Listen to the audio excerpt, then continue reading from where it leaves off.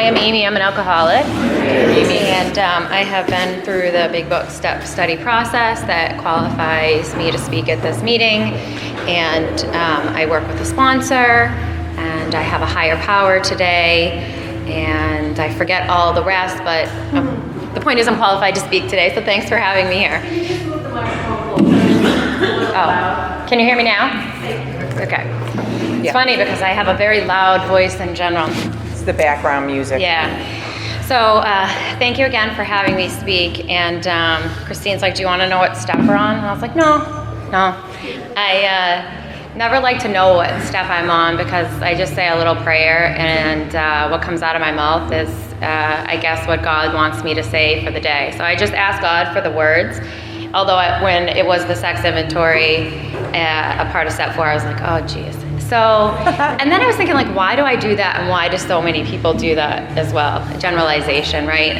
But I have to keep it in me. And when I first came into AA in general, and then in Big Book Step Study about 8 years ago, I had never thoroughly gone through the Big Book.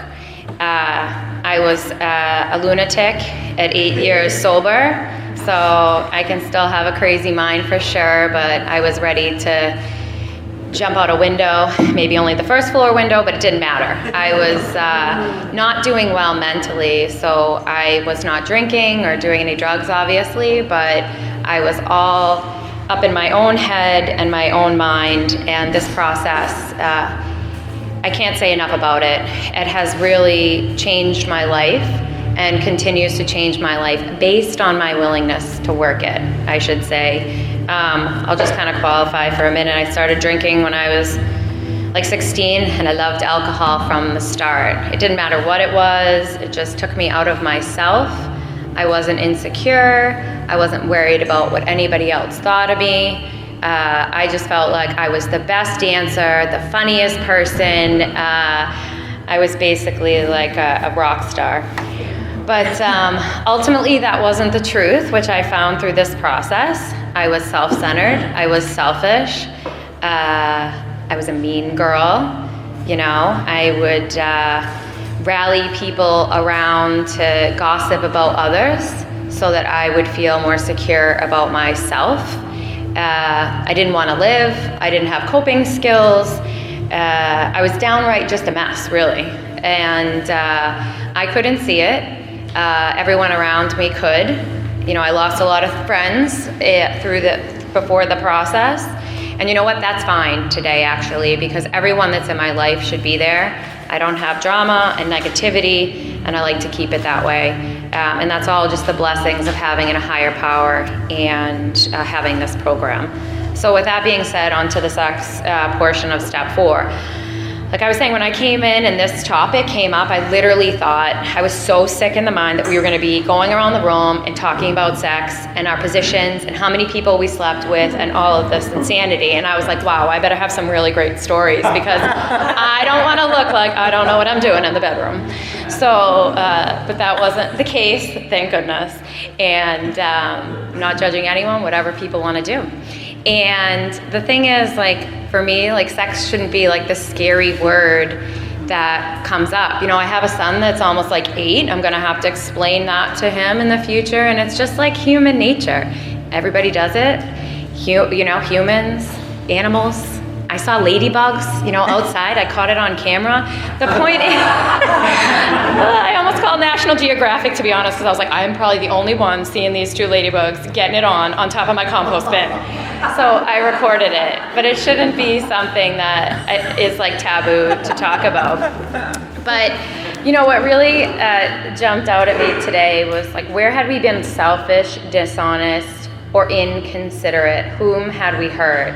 Did we unjustifiably arouse jealousy, suspicion, or bitterness? Selfish? Check. Dishonest? Check. Inconsiderate? Check. Had we hurt people? Check. Wow.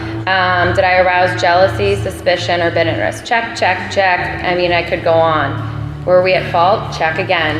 So, like I said, when I read this book a million times before Big Book Step Study, none of this would have popped out at me. And when I had to do my inventory on this part of step 4, I had to answer those questions.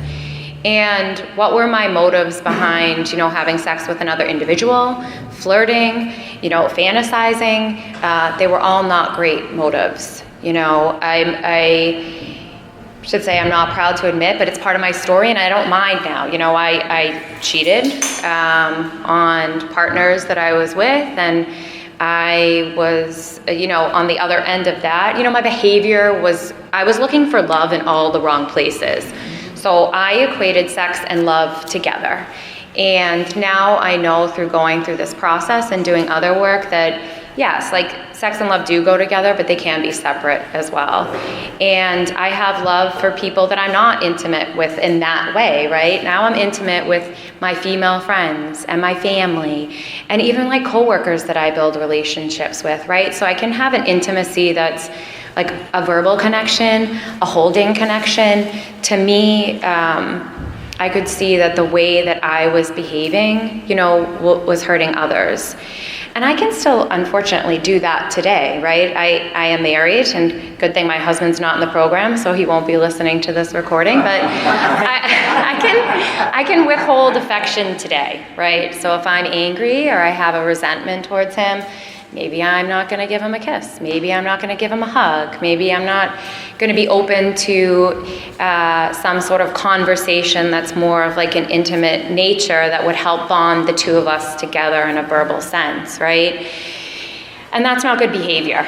So that's not where I want to be today, and I have to look at like my motive. So why am I doing that? It's about me today and my insides and writing it out and working with a sponsor and working with other women in the program and being part of a fellowship so that I can like dig deep, which can be painful sometimes, to like bring out, what's happening here in my mind and in my body.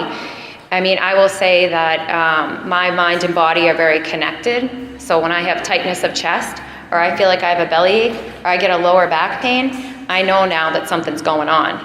Like for me, low back pain, for whatever reason it's like tied to my brain. So I've got to look at what I'm doing with people in my life, whether that be friends, family, coworkers. Am I acting respectfully? Am I being open to others' opinions? And like I said, am I digging deep about some experience in my past or in my present that's causing a trigger for me?